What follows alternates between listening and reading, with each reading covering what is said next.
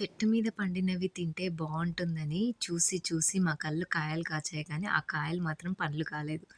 So, వాటిని తెంపి ఒక వెరైటీ తయారు చేద్దామని అనుకున్నాము. సో, మంచిగా తెంపి, వాష్ చేసేసి, దాని తొక్కంతా తీసేసాననమాట. మంచిగా పీల్ చేసేసి చిన్నగా కట్ చేశాను. యాక్చువల్‌గా దీనికి కలర్ ఏమి అవసరం లేకుండా అదే కలర్‌లో ఉంది. కలర్ కావాలంటే మీరు కలర్ యూజ్ చేసుకోవచ్చు. నేచురల్‌గా కావాలంటే బీట్రూట్ కలర్, గ్రీన్ కలర్ అట్లాంటివి యూజ్ చేసుకోవచ్చు.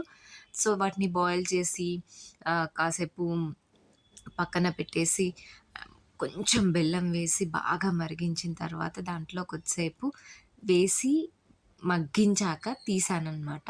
తీసి ఒక టిష్యూ పేపర్‌లో వేసుకొని 2, 3 డేస్ డ్రై చేశాను. ఎండలో బాగా డ్రై చేస్తే రెడీ అయిపోయింది మన tutti frutti. Natural tutti frutti. మీరెప్పుడైనా చేశారా? ఒకసారి చేస్తే కమెంట్స్ చేయండి.